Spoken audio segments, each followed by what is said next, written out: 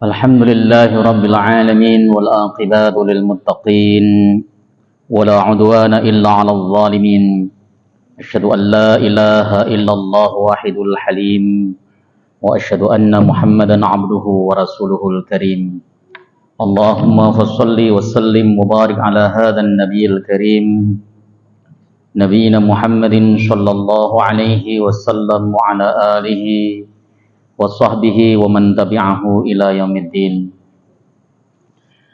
أما بعد فيا عباد الله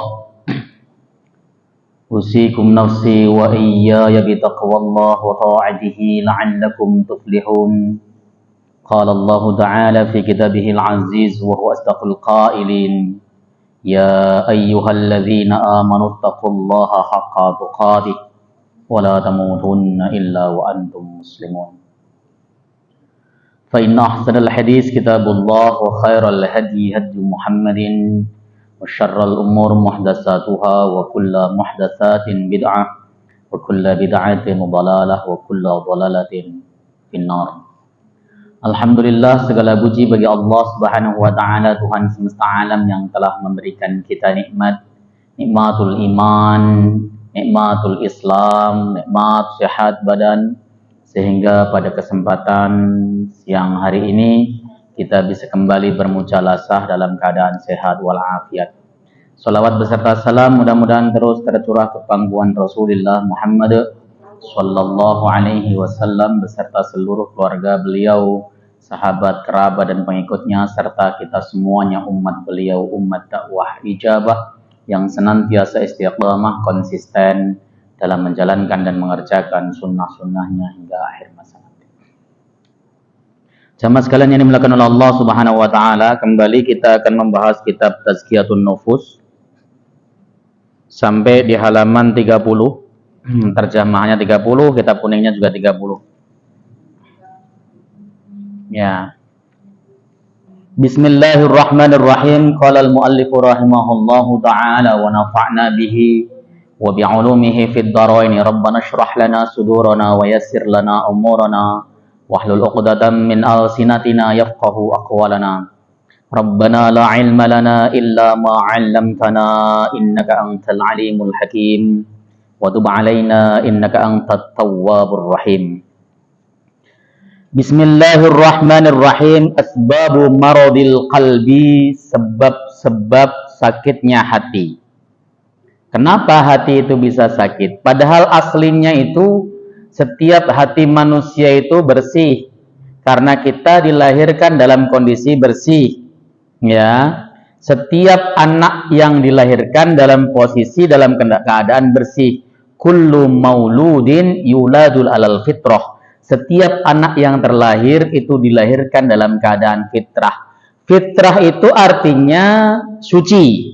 Ada yang mengartikan fitrah itu artinya dia lahir dalam keadaan bertauhid, sebab kita itu sebelum diutus oleh Allah Subhanahu wa taala di dunia, kita pernah disuruh bersaksi. Ya, ketika Allah berfirman kepada ruh, ya, dia berkata, "Alastu birabbikum, bukankah aku adalah Tuhan kalian?" Maka ruh menjawab, "Bala syahidna." Betul, kami bersaksi bahwa kau adalah Tuhan kami. Tapi ketika kita hidup di dunia, hati kita yang asalnya bersih, yang asalnya secara fitrah itu bertauhid, kemudian ada yang bergeser menjadi Yahudi, ada yang bergeser menjadi Majusi, ada yang bergeser menjadi Nasrani, ada yang bergeser menjadi orang Muslim yang muti', taat, ada orang Muslim yang asi, pelaku maksiat. Kenapa? Karena interaksi. Makanya hadis mengatakan fa innama abawahu yuhawwidani aw yunassirani aw yumajjisani. Sesungguhnya bapaknya lah yang menjadikan anak tersebut menjadi Yahudi, menjadi Majusi, menjadi Nasrani. Kenapa? Ya tadi, asalnya hati yang putih, bersih, kemudian dia sedikit demi sedikit dikotori oleh hal-hal yang tidak baik. Seorang anak akan menjadi Nasrani jika dia tumbuh di lingkungan Nasrani. Seorang anak akan menjadi Yahudi kalau tumbuh di lingkungan Yahudi. Seorang anak akan tumbuh menjadi orang yang gampang meremehkan agama, gampang meninggalkan sholat, gampang untuk berbuat durhaka kalau dia tumbuh di lingkungan di mana kemaksiatan merajalela. Itu sebenarnya. Ini nanti ada kaitannya. Jadi kalau kita berada dalam suatu lingkungan yang buruk, lingkungan di sekitar kita itu hobinya mencaci maki orang, pakai bahasa kotor, bahasa binatang, maka kita dan keluarga kita serta anak-anak kita pun akan seperti itu. Karena pelan-pelan hati seseorang akan terwarnai.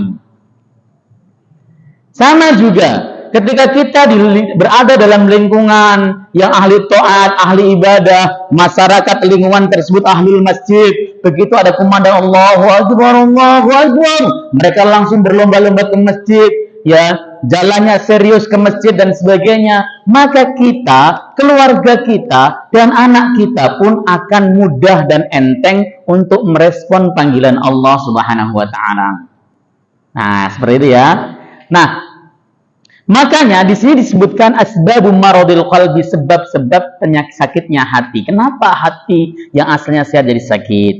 Wal fitanul lati tu'aridu 'alal qulubi min asbabi maradiha wa hiya fitanus syahawati was subhat.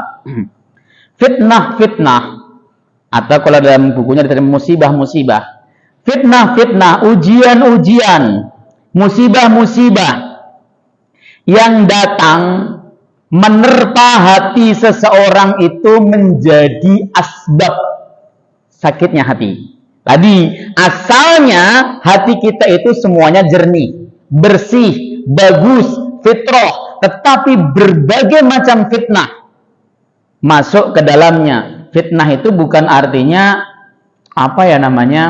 ngomongin orang tapi tidak sesuai fakta. Fitnah itu ya kemaksiatan, kemusyrikan, itu namanya fitnah. Makanya bahasa Quran al-fitnatu asyaddu minal qatl itu bukan diartikan nuduh orang tidak sesuai fakta lebih kejam daripada pembunuhan, bukan itu. Tapi al-fitnatu asyaddu minal qatl itu artinya kemusyrikan dosanya lebih besar dibanding dengan pembunuhan. Kan seperti itu kalau di asbabun nuzulnya.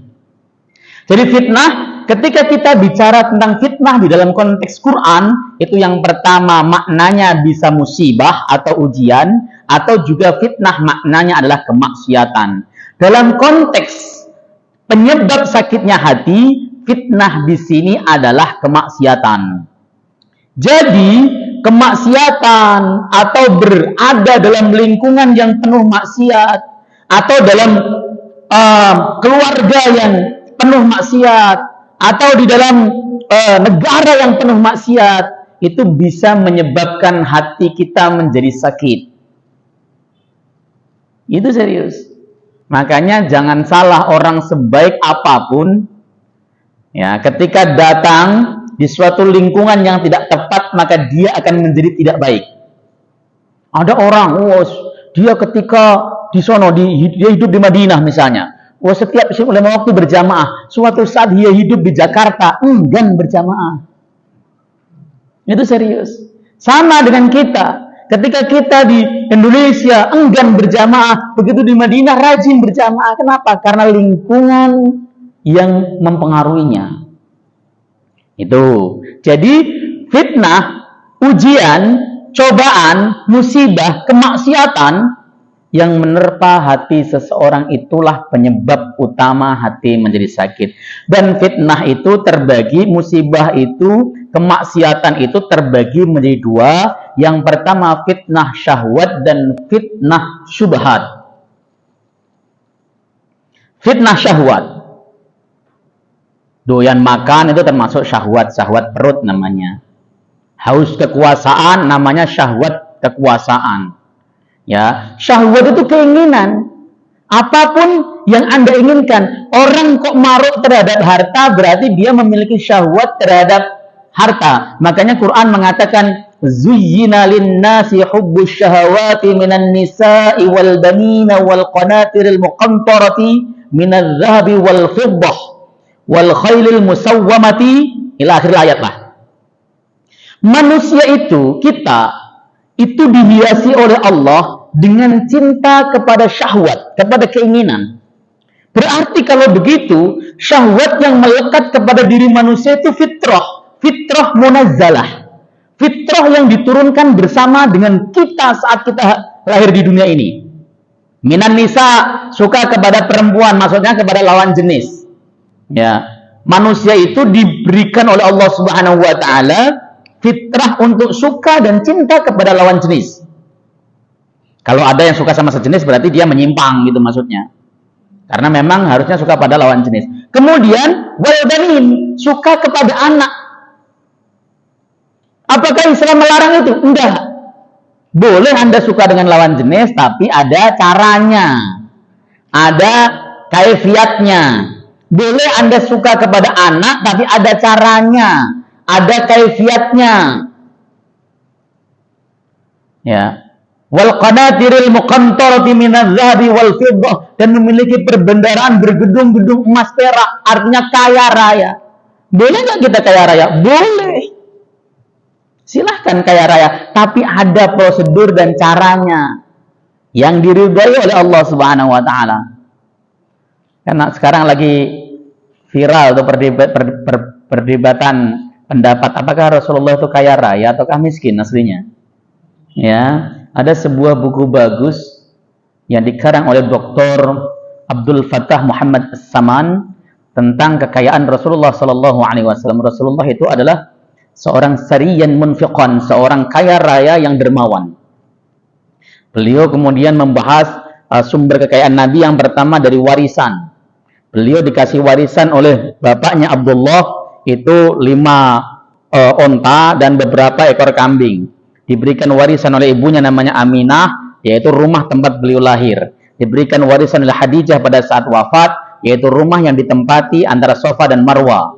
Kemudian beliau juga mendapat ghanimah, khumus, ya, yang diperoleh setiap beliau melaksanakan peperangan dan dapat rampasan.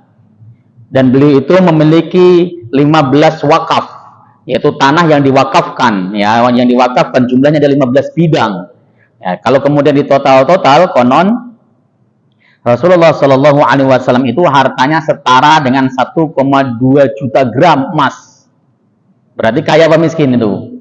Ya, itu yang meneliti adalah seorang dokter khusus meneliti tentang perekonomian atau kekuatan ekonomi Nabi Shallallahu Alaihi Wasallam. Seperti itu. Jadi kaya di dalam Islam itu tidak dilarang kok. Tidak dilarang. Ibu jadi orang kaya, bapak jadi orang kaya, silahkan. Ya, tetapi kekayaan ini tidak menjadi tujuan utamanya dan diperoleh dengan cara yang benar, boleh. Ya, dan itu tapi tidak ada satupun orang di dunia ini yang suka miskin, itu tidak ada. Ketika dikasih opsi, Pak, ada 2 posisi yang para ulama berbeda pendapat tentang mana yang lebih mulia. Ya, orang kaya yang pandai bersyukur ataukah orang fakir yang sabar?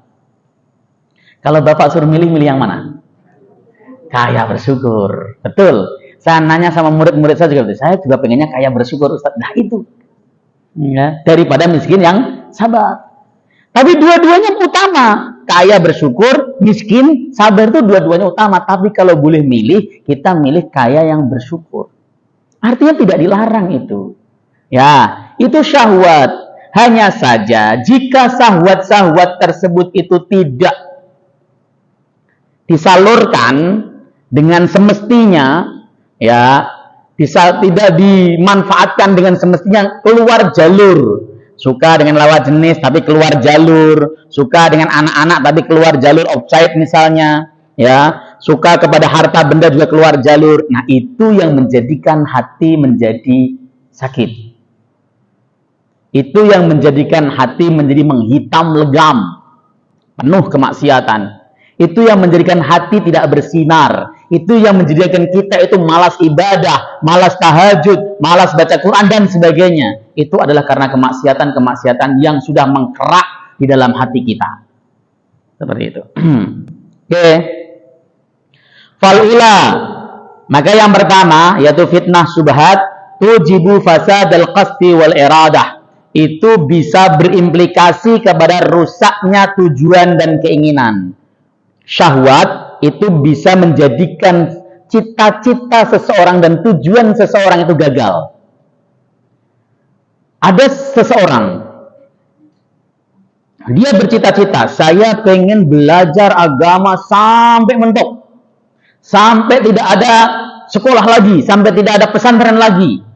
Tapi ketika dia kemudian sudah tergoda oleh lawan jenis, maka cita-cita, kehendak, dan tujuannya menjadi gagal.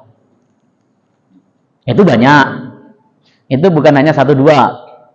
Makanya, yang paling bagus bagaimana kalau kita memiliki planning. Anak kita ini harus jadi misalnya. Kita punya planning. Anak kita ini harus menjadi ahli agama. Jangan dekatkan dengan syahwat-syahwat lainnya. Hal yang paling baik adalah ditaruh di pesantren. Kenapa? Karena interaksinya kecil. Kalau sekolah, dia satu kelas dengan lawan jenis. Lirik-lirikan. Akhirnya kemudian bahasanya itu mereka sudah mulai perhatian. Nah, anak sekolah itu, Pak, Bu, kalau pacaran manggilnya Abi sama Umi loh. Jangan salah. Iya serius anak sekarang itu. Sampai ngomong Abi, jangan lupa makan, ya itu serius. Ya. Karena dikasih tadi ada peluang. Kalau di pesantren, apalagi pesantrennya dilarang menggunakan handphone. Ya itu bagusnya kenapa? Supaya anak kita tidak teracuni. Tadi, syahwat itu bisa menjadikan seseorang itu gagal di cita-cita, gagal di kehendaknya, gagal di hal-hal yang sifatnya menjadi keinginan dia. Itu hati-hati untuk syahwat. Wasaniyah, kemudian yang kedua yaitu syubhat, tujibu fasadal ilmi wal i'tiqad. Syubhat itu bisa merusak ilmu dan keyakinan. Bapak, misalnya ini, Bapak itu kan orang suka sama ilmu, senang berpetualang ilmunya. Suatu saat Bapak baca kitab-kitabnya Ibnu Arabi, kitab-kitab filsafat misalnya. Itu kan syubhatnya luar biasa, Pak. Nggak butuh 1 bulan, nggak butuh berjilid-jilid, 1 jilid saja baca, itu pengaruh terhadap diri Bapak dan keyakinan Bapak terkait alam raya Allah dan ciptaannya akan berubah. Itu serius. Ibnu Arabi itu salah satu ahli filsafat Islam yang dia terkenal dengan teori panteismenya. Ya, al-alam ainul mawjud, ainul wujud misalnya. Atau dia mengatakan bahwa alam raya ini merupakan manifestasi dari Tuhan. Itulah maka kemudian terkenal konsep Tuhan ada di mana-mana. Itu. Ketika dia membicarakan masalah itu dengan dalil Quran, dengan dalil hadis, dengan kemudian pendekatan logikanya, kayak masuk akal. Bapak bisa tergiring pelan-pelan, sehingga ilmu Bapak yang didapat di pengajiannya pengajian lurus, pengajian hadis, pengajian Quran, pengajian tafsir, akan lama-lama menjadi rusak, menjadi hilang. Orang-orang yang mendeklarasikan dirinya sebagai orang liberal saat ini itu semuanya santri.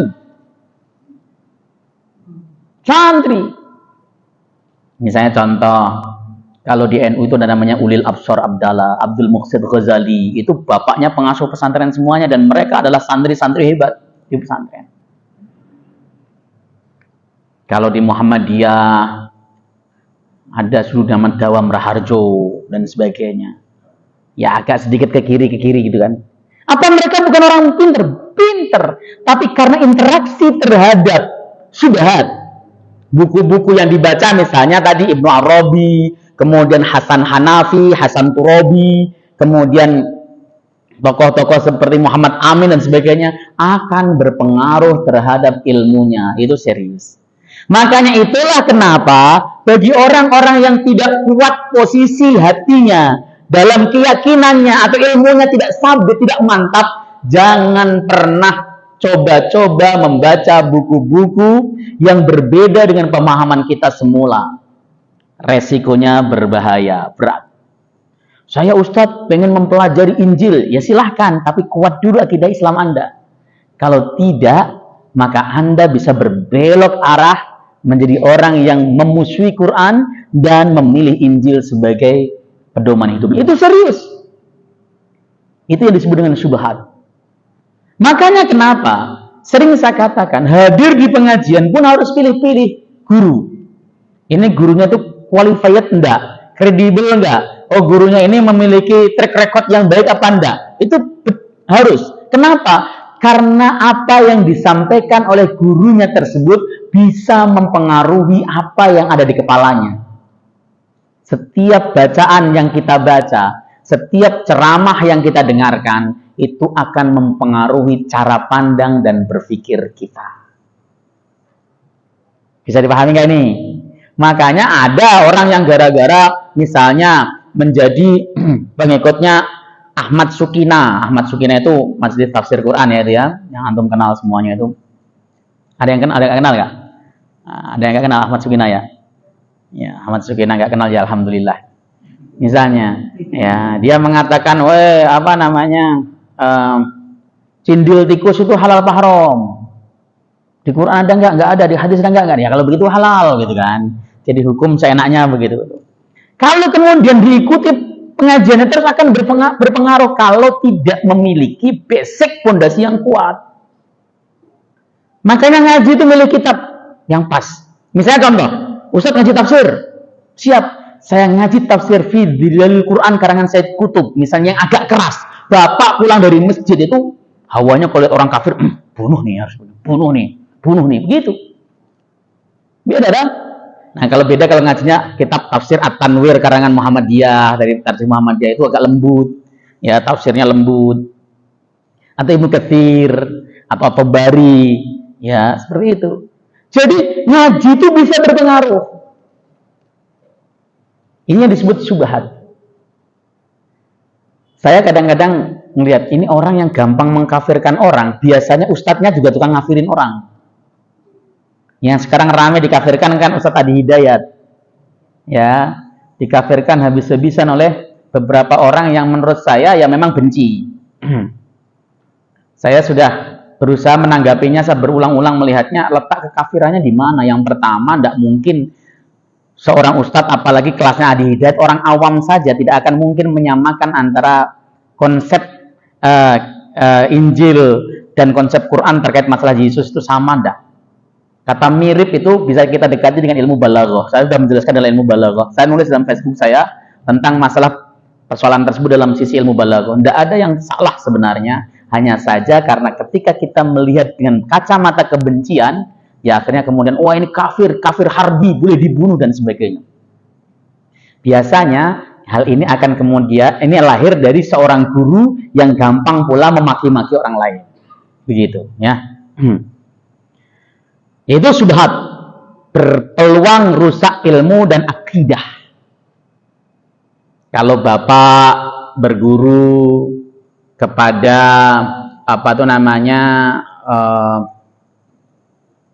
ustadz-ustadz lulusan Mesir, maka kecenderungannya akan lunak.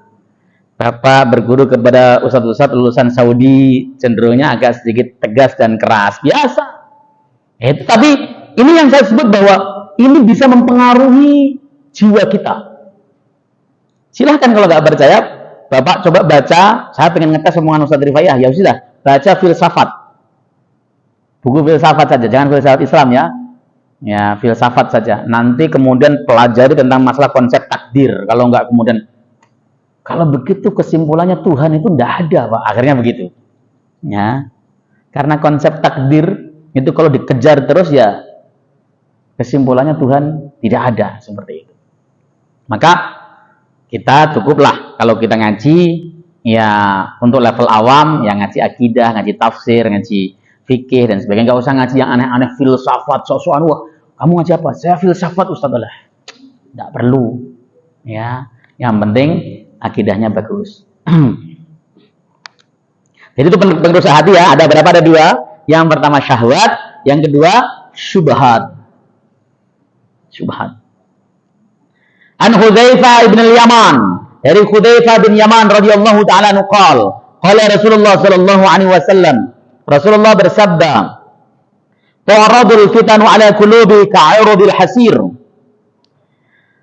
Akan datang fitnah, musibah ya di dalam hati manusia itu seperti anyaman tikar.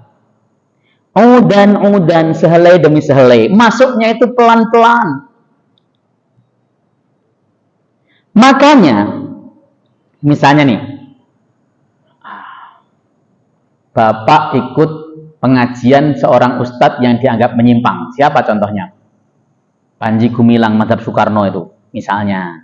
Kemarin masalahnya saya ketika ngajar di Aisyah Bukit Duri, saya itu salah satu guru tetap di PCA Aisyah Bukit Duri, setiap Kamis kedua saya ngajar di sana. Ada ibu-ibu cerita, saya itu Pak Ustadz dan suami saya asalnya adalah ngikut itu. Ya asalnya dia pura-pura Inggris, saya sebut Panji Gumilang ya. Oh ya Pak Ustadz sudah tahu, ya betul. Karena ciri-cirinya memang ke arah sana. Ya, dia asalnya dia mungkin nggak tertarik, tapi begitu dengerin orang kan terkesima, ini ngomongnya kok pinter.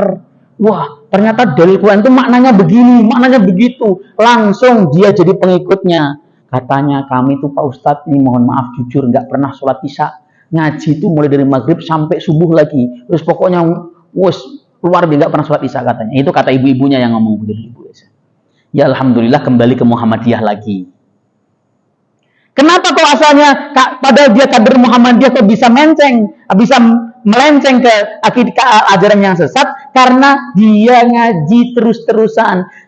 Fitnah tadi nggak langsung blek nutup hati, tapi sehelai demi sehelai seperti kita nganyam tikar, sehelai dianyam sampai suatu saat tertutup semua hati kita. Itu fitnah, itu musibah, itu ujiannya. Sama ketika kita membaca, misalnya kita baca konsep ketuhanan karangan orang-orang ateis misalnya, kita baca. Itu nggak langsung kemudian kita percaya, enggak. Tapi terganggu pikiran kita sedikit, merenung sedikit, akhirnya kemudian tertutup sama sekali. Ya, itu caranya, cara pencucian otak. Maka betul kalau kemudian ada misalnya pengajian, ini ustadznya kok menyimpang, ini agaknya ke syiah-syiahan, ya udah nggak usah datang, ngapain juga. Ada sebuah masjid dulu. Saya waktu itu masih jadi pengurusnya. Saya pernah jadi James Bond, jaga masjid sama kebon. Ya, tugasnya jagain masjid sama kebon. Saya setiap subuh ngaji tafsir Munir waktu itu. Setiap subuh. Ya. Kemudian tiba-tiba ada bapak-bapak, Ustadz saya minta waktu dong. Saya nggak setiap subuh, saya minta satu aja di antara 1 bulan subuh waktunya Ustadz untuk menggantikan Ustadz ngajar sejarah. Sejarah apa Pak? Sejarah Nabi Shallallahu Alaihi Wasallam. Baik, silahkan. Saya malah senang kalau dibantu ngajar. Saya bilang gitu. Mulailah dia ngajar. Awalnya ngajarnya lugu, baik, bagus. Sejarah banyak jamaah yang tertarik. Lama kelamaan dia kemudian mengecam Abu Hurairah, mengecam Abu Bakar, mengecam Umar, mengecam Ali, mengecam Utsman dan sebagainya. Dikecam semuanya jadi satu. Wah, saya bilang ini bau syiah nih. Saya bilang gitu kan. Syiah sekali ini. Saya tanya bukunya apa Pak?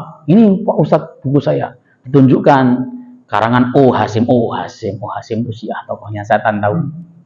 Aduh gimana ini ya? Saya konsultasi dengan para guru-guru saya. Kata guru saya ngancem. Ya, kalau orang itu tidak bisa keluar dari masjid, ente masuk neraka, digituin kan. Akhirnya jamaah kan ada mulai, wah, apa iya sih Umar seperti itu? Apa iya sih Abu Bakar seperti itu? Kan dari bertanya itu berarti sudah ada yang masuk ke dalam hatinya. Ya, sudah mulai masuk. Akhirnya kemudian saya nyuruh sama jamaah saya, pas pengajian dia pulang semuanya, jangan pada yang hadir. Ya, udah pulang saja. Saya pura-pura tidur, semua pura-pura tidur. Akhirnya 3 kali datang dia nggak ada jamaahnya satupun, bubar sendiri. Ya, itu cara ngusir ustadz yang benar. Tapi itu kalau nggak diusir bahaya, serius. Itu contoh. Jadi ketika ada peluang orang aliran sesat kita pengen mendengarkan terus, itu kita berpeluang jadi sesatnya tinggi. Maka nanti ketika Dajjal laknatullah alaih datang ke bumi ini, itu kan banyak orang yang tertipu. Apakah mereka tidak kenal Dajjal? Tidak pernah membaca hadis? Pernah. Tapi kenapa mereka tertipu? Karena mereka itu semuanya kena fitnahnya Dajjal. Bahkan orang yang paling alim sekalipun, dia datang, dia pengen mendakwai Dajjal, pengen menasihati Dajjal. Ketika face to face ketemu Dajjal, bukan Dajjal yang tobat, dia jadi pengikutnya Dajjal. Fitnahnya luar biasa. Makanya ini hati-hati. Dia datang tuh seperti tikar tadi. Sehelai audan, sehelai demi sehelai. Fa ayu qalbin ashrabaha naqatat fiha nuqtatun syauda. Hati siapapun yang menerimanya, ada syubhat begitu kok menerima direnungkan, maka akan ada satu titik hitam di hatinya. Logis juga ya apa yang disampaikan, masuk akal misalnya sudah masuk satu titik di hati kita, hitam legam. Besok hadir lagi, masuk titik lagi, terus sampai hati kita legam semuanya. Bapak misalnya hadir di majelis orang yang suka ghibah misalnya, asalnya mungkin nolak. Kemudian orang tersebut ngomong, ini kita nggak ghibah kok, kita ghibah dalam kebaikan. Nah, akhirnya kemudian, oh iya, ghibah dalam kebaikan mungkin boleh, dia kan ustadz. Akhirnya kemudian dengerin ghibahnya. Ada titik satu, besok ada lagi titik. Akhirnya kemudian dia akan biasa ghibah. Ini bahayanya. Ya, jadi kata Rasulullah sabda Nabi, ya, musibah atau fitnah itu akan datang ke dalam hati seperti tikar yang dia datang selesai hati siapapun yang menerimanya, maka akan ada satu titik hitam legam di hatinya. Fa ayu qalbin anqaraha nakatat fihi nuqdatun bayda. Hati siapa yang mengingkarinya, enggak seperti itu, enggak, saya enggak setuju itu, ya salah itu, maka akan ada satu titik poin putih di dalam hatinya. Hatta ta'udal qulubu ala qalbaini, sehingga seluruh hati tersebut akan terklasifikasi menjadi dua hati. Qalbin aswad marba, yaitu hati hitam yang cekung, marba. Ya, kalkus mujakhian, seperti mangkok yang terbalik. La ya'rifu ma'rufan wa la yunkiru munkaran illa ma'asyraba min hawah. Dia tidak bakal amar ma'ruf dan nahi mungkar. Dia tidak mengenal yang ma'ruf, mana yang baik, dan mana yang mungkar. Dianggapnya semuanya ma'ruf semuanya, dianggap semuanya baik semuanya. Kan tujuan saya baik. Banyak loh orang-orang yang kemudian saat ini itu menggunakan media-media haram dengan alasan ma'ruf. Alasan amar ma'ruf atau perbuatan ini baik. Oh, tujuan saya kan baik. Contoh nih, saya ingin tanya ke Bapak sekalian, putusan tarjih Muhammadiyah terkait masalah bunga bank itu riba apa enggak sih? Putusan tarjih yang saya tanyakan, bukan putusan yang lain. Putusan tarjih Muhammadiyah terkait bunga bank riba apa enggak? Loh kok ragu? Riba. Putusan tarjih riba, Pak. Putusan tarjih Muhammadiyah terkait masalah bank itu tidak dirubah loh. Saya baca dalam tarjih kongres sekitar tahun 1940-an dengan muktamar tahun 2010-an kesini itu tidak ada perubahan, tetap riba. Tapi faktanya banyak sekali orang Muhammadiyah atau bahkan Perserikatan Muhammadiyah yang main bank, minjem bank dengan alasan bahwa ini untuk kemaslahatan, kalau nggak minjem begini saya nggak berkembang. Ya kecuali nanti bank syariah ya, saya tidak membicarakan masalah bank syariah di sini, bank konvensionalnya saja ya. Karena kan ada yang modelnya sistem mudharabah di bank syariah seperti itu. Ta'ala alam. Yang saya bacakan misalnya bank konvensional. Lalu kemudian beralasan tidak apa-apa, tujuannya kebaikan kok. Ini akan mempengaruhi hati. Oh, kalau begitu, kalau untuk kebaikan boleh. Lalu kemudian dia akan mengkiaskan segala hal yang sebenarnya jelek kalau untuk kebaikan jadi boleh. Yang paling umum adalah perkataan, bohong untuk kebaikan kan nggak apa-apa. Itu keliru. Salah besar. Akibatnya apa? Banyak sekali pembohong, mulai dari presidennya sampai ketua RT, alasannya untuk kebaikan. Bohong yang diperbolehkan itu pada 3 hal. Yang pertama, bohong jika kita tertangkap musuh dan ditanya di mana berapa pasukan yang kamu miliki atau berapa tentaranya, di mana gudang senjatanya, bagaimana strateginya, kita boleh berbohong untuk kemaslahatan Islam. Yang kedua, bohong untuk mendamaikan 2 orang muslim yang berantem. Ada orang muslim ini berantem, ketemu siapa berantem, Bapak sowan atau main ke tempatnya. Mas, ngapain sih berantem, udah tua? Sebenarnya Pak Fulan itu pengen minta maaf sama Anda, tapi Anda kelihatannya masih marah-marah, jadi dia nggak berani. Padahal nggak pernah ngomong gitu. Nah, dia kemudian ke Pak Fulan, ngapain sih Pak berantem? Sebenarnya Mas Chan juga pengen minta maaf, tetapi sampean tuh kayaknya masih ngotot mulu sih. Oh iyalah, ketemu kita di rumah makan, kita diajakin makan, kita fasilitasi di sana. Itu berbohong untuk kebaikan yang diperbolehkan. Yang ketiga, berbohong yang kebaikan ini adalah apabila seorang suami memiliki istri lebih dari 1. Bukan berbohong boleh poligami, bukan. Tapi ini saya ngomongin agama ya, jangan dikira saya sedang mengkampanyekan, enggak. Jadi misalnya ada 3. Seorang suami memiliki 4 istri misalnya. Nah, si istri pertama ngomong, kamu semalam di istri kedua dikasih makan enak ya? Enggak, sama aja kayak gini, tahu sama kecap juga gitu misalnya. Supaya istri pertama nggak ngamuk-ngamuk, itu boleh. Lah kalau kita jujur, iya, udah bakso sate, habis sate kita dibeliin durian dan sebagainya. Istri pertama, kurang ajar nih, akhirnya kemudian marah-marah. Itu akan terjadi hal yang tidak diperbolehkan. Cukup 3 perkara ini yang di-approve oleh agama. Selebihnya tidak. Jangan kemudian ibu ngambil duit suaminya, atau ibu minta duit sama suami dikasih 200.000, dibelanjain 50.000, ngomong habis Pak duitnya, bohong dalam kebaikan ini, nanti mau saya buat ngaji, tidak boleh. Harus jujur. Loh, serius. Karena banyak orang yang mengatakan saya bohong kan dalam rangka untuk kebaikan, itu keliru. Enggak semuanya bohong dalam rangka kebaikan. Kenapa? Karena ini sering diulang sehingga seakan-akan menjadi kebenaran. Oh, bohong dalam kebaikan itu boleh. Apalagi kalau disampaikan di majelis taklim, itu seperti itu. Ya, orang yang nggak tahu mana ma'ruf, mana mungkar. Pokoknya yang penting baik, yang penting enak. Nah, seperti itu. Wa qalbin abyad, dan hati yang putih, la tadurru fitnatu ma damatis samawati wal ard, rawahu Muslim. Dan hati yang putih yang tidak menjadi bahaya apapun musibah yang menimpanya, cobaan yang menimpanya, fitnah yang menimpanya, kemaksiatan yang menghampirinya, dia tidak terpengaruhi sama sekali selagi masih matahari dan bumi ada. Artinya hati yang putih itu hati yang kuat akidahnya, dia mau diterpa berbagai macam syubhat, berbagai macam keinginan, dia tidak bergeming sama sekali. Ini hati yang sudah kokoh, sudah bersih. Tapi kalau kita belum memiliki hati semacam itu, belum kuat, jangan coba-coba. Resiko, serius. Ya. Beli, saya pengen tahu buku-bukunya si A, beli buku si A lah. Seminggu kemudian gayamu udah kayak si A pokoknya.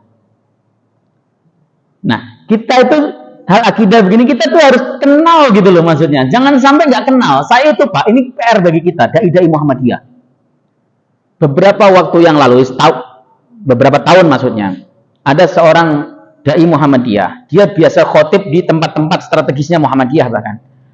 Kalau saya pernah lihat dia khutbah di Rumah Sakit Islam Cempaka Putih dan sebagainya. Dia ngomong sama saya, Ustadz, saya dapat suatu buku yang bagus, isinya hadis-hadis sahih semuanya. Bagus, penjelasannya logis dan masuk akal. Dia tunjukin ke saya, ini Ustadz bukunya. Begitu saya baca, saya mulai baca rujukannya kan, Biharul Anwar, Al-Kafi, kemudian Tafsir Toba-Toba. Saya bilang, ini buku Syiah Pak.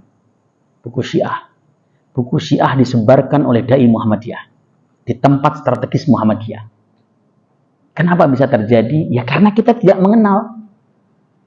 Harusnya kita kenal. Ini prinsip. Kalau ada yang mengatakan, wah Muhammadiyah itu tidak berafiliasi kepada Sunni dan Syiah, dia tidak paham tarjih. Tarjih Di HPT 1 jelas Muhammadiyah itu adalah Sunni, Ahlu Sunnah wal Jamaah. Jelas. Bahasanya Kiai Haji, bahasanya apa namanya? Buku Tarjih 1 itu adalah Ahlul Haq wa Sunnah. Dan itu beda dengan Syiah kemana-mana. Ini yang harus kemudian kita pahami betul. Faqassama sallallahu alaihi wasallam al-quluba inda maradil fitan 'alaiha ila qismain. Nabi membagi hati tatkala datangnya musibah atau fitnah tersebut ya menjadi 3 hati. Qalbun idza uridat alaihi fitnatun asyrabaha kama yasrubus safnaju al-ma'a.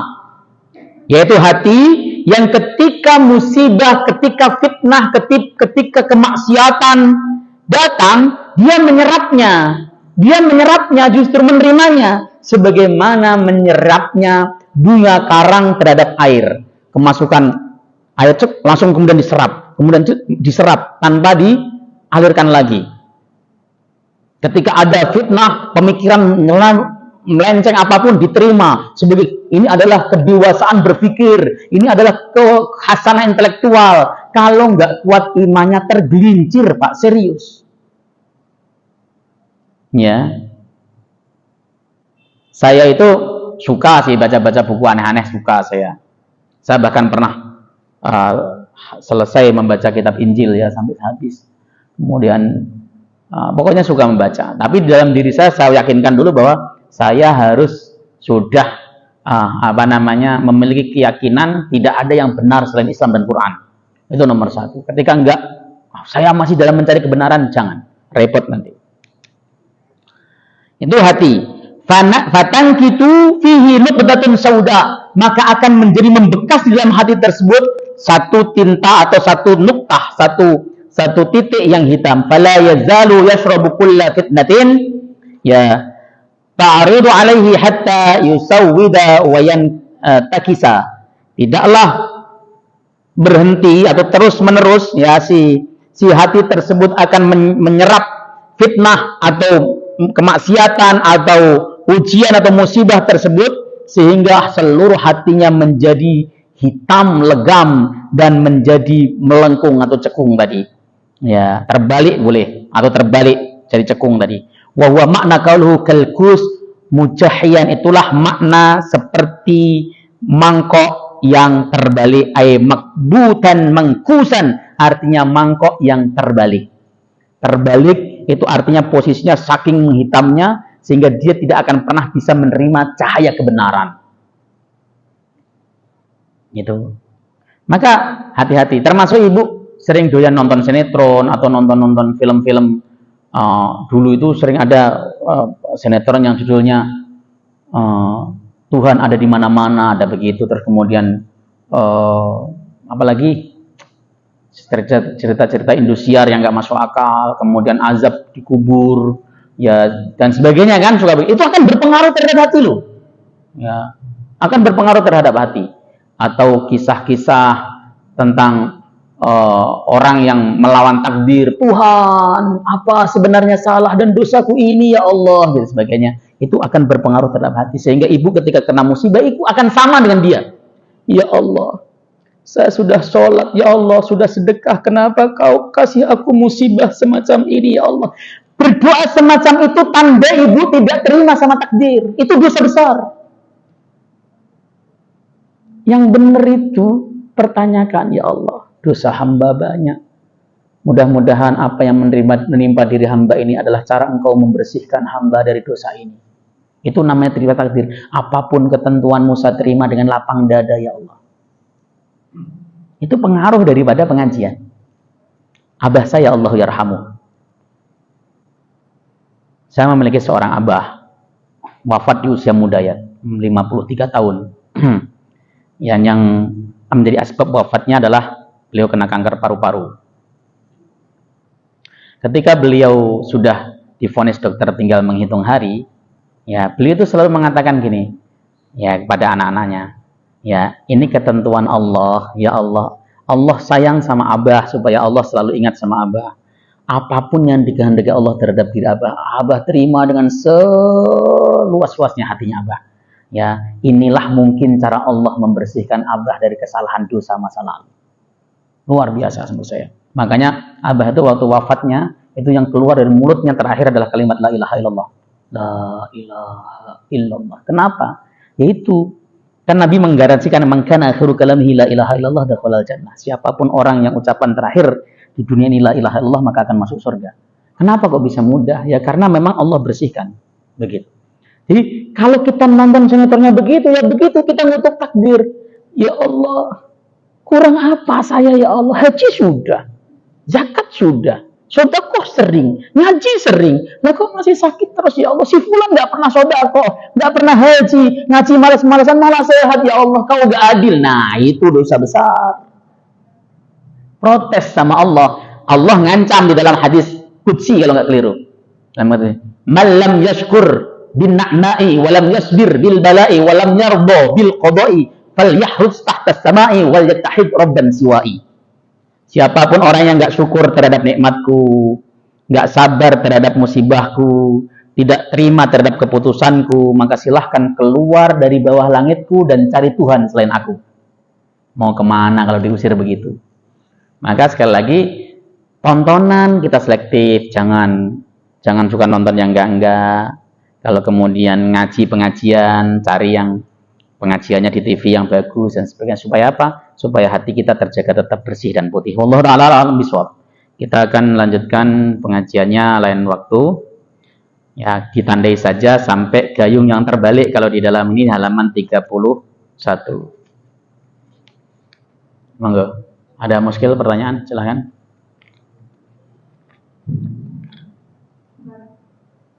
Silahkan Ibu. Waalaikumsalam warahmatullahi wabarakatuh.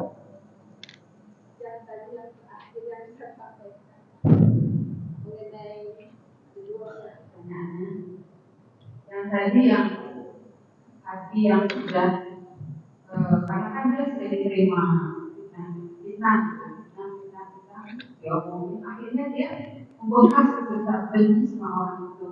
Nah, kita sudah berusaha untuk kasih tahu memperbaikinya, tapi dia lebih percaya karena dia sudah terpengaruh dengan kita itu.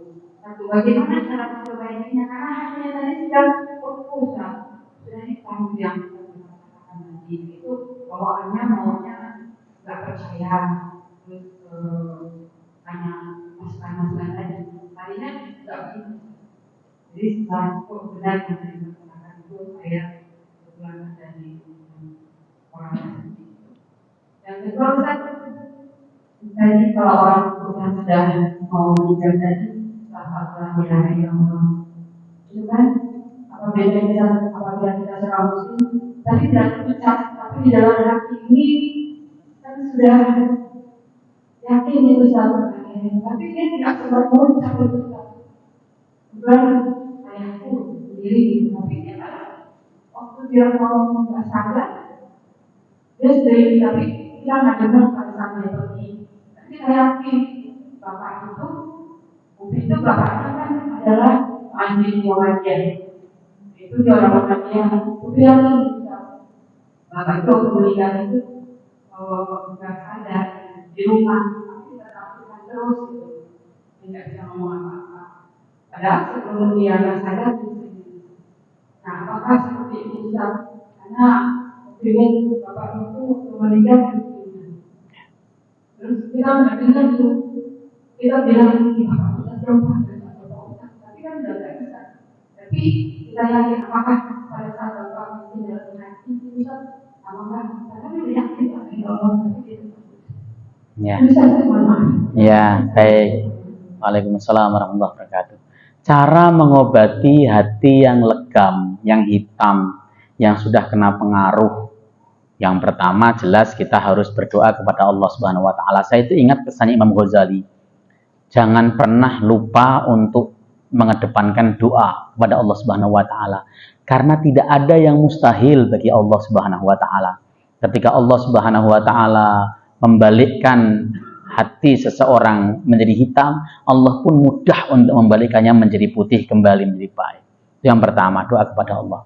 Yang kedua, kalau masih bisa, ajaklah dia ke majelis taklim, ajaklah dia untuk hadir ke majelis-majelis yang majelis ilmu, majelis Quran dan sebagainya, maka itu akan mengembalikannya dengan cepat. Karena di majelis taklim seperti ini itu minimal kita akan diingatkan pada satu perkara yang sifatnya pasti, yaitu kematian. Orang kalau ingat mati itu potensi menjadi baiknya sangat tinggi dibanding orang yang tidak pernah ingat mati. Kemudian yang ketiga, pertanyaan kedua. Jadi berharap kepada Allah itu penting. Saya sering menganjurkan, bahkan ada beberapa santri yang ketemu sama saya curhat itu tentang orang tuanya yang sulit sekali untuk dihilangkan keyakinannya terkait keyakinan kejawennya yang luar biasa. Sholat orang tua saya seperti Ustaz, tapi percaya klinik dan sebagainya. Terus bagaimana? Dakwai, omongi, tapi tidak boleh kasar karena itu orang tua Anda. Dan yang paling penting adalah doakan dia di dalam sholat kita. Alhamdulillah berubah, gitu kan. Terus yang kedua adalah masalah tanda husnul khotimah. Itu tadi yang saya sebutkan adalah salah satu tanda husnul khotimah adalah mengucapkan kalimat la ilaha illallah. Tanda husnul khotimah itu banyak, Bu. Garansi Rasulullah terhadap surga bagi hambanya itu banyak juga. Seperti di dalam hadis, saya membacanya di dalam kitab Tadhkiratul Qurtubi.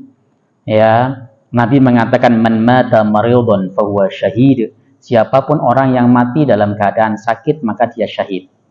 Ibnu Hajar ketika menjelaskan persoalan ini, beliau mengatakan sakit tapi harus ridho terhadap sakitnya. Dia sakit tapi ridho. Ya Allah, saya ridho terhadap sakit ini, ya Allah. Enggak kemudian, ya Allah ini apa? Sebenarnya sambil maki-maki Allah itu namanya enggak ridho. Ridho. Apakah menangis tanda enggak ridho? Enggak apa-apa. Menangis itu enggak apa-apa. Orang kalau sakit ya menangis, merintih. Abah saya itu kalau sakit itu, ya Allah, gitu ya. Seperti itu namanya orang sakit. Tapi tidak kemudian merasa bahwa Allah nggak adil lah, Allah dan sebagainya, ridho terhadap syahid. Itu yang menyebabkan seseorang syahid. Kenapa? Karena sakitnya itu menjadi perontok dosanya. Terus kemudian salah satunya tadi betul jidat berkeringat, itu adalah tanda orang yang husnul khotimah. Tanda umumnya di dalam kitab karangan Al-Imam Asyuti, namanya kitabnya itu Masya Allah, saya punya kitabnya di rumah itu.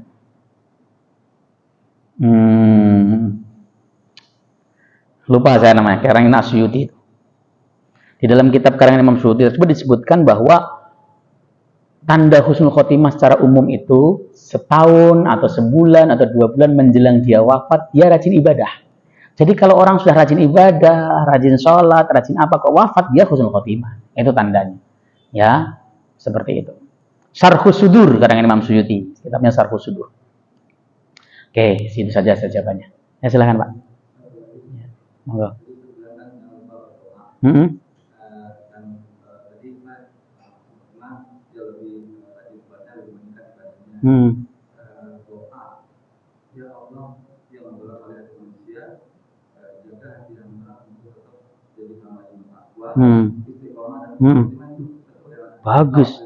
Bagus. Itu kan mungkin penerjemahan dan pengejawantahan dari doa ya muqallibal qulub tsabbit qalbi ala dinik. Ada yang namanya wa ta'atik. Wahai zat yang membolak-balikkan hati, tetapkanlah hati hamba ini dalam agama dan ketaatan kepadamu.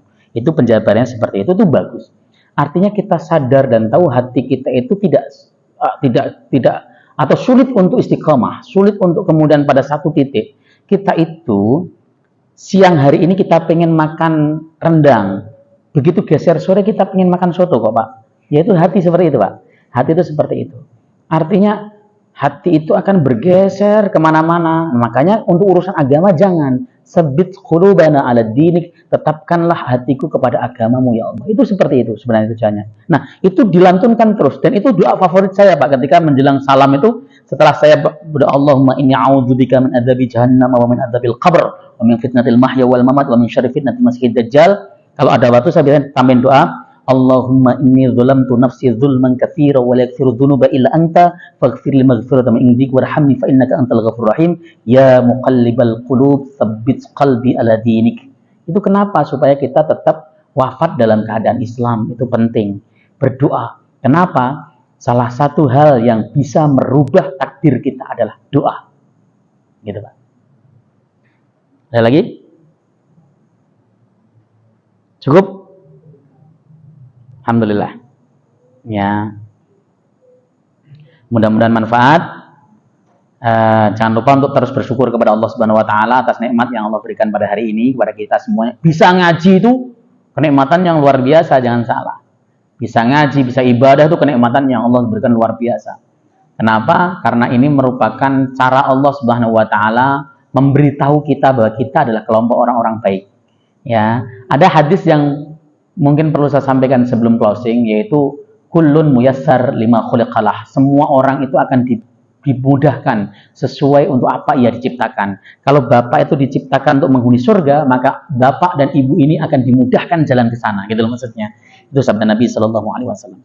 Mudah-mudahan kita istiqomah dengan Allah Subhanahu Wa Taala, diberikan oleh Allah Subhanahu Wa Taala keteguhan iman, keteguhan Islam, dan dijadikan oleh Allah Subhanahu Wa Taala nanti ketika wafat husnul khatimah masuk ke Jannatul Firdausnya bersama dengan Rasulullah Shallallahu Alaihi Wasallam. Kita tunggu, kita tutup dengan majlis. Subhanakallahumma hamdika, asyhadu an la ilaha illa anta, astaghfiruka wa atubu ilaik. Assalamualaikum warahmatullahi wabarakatuh.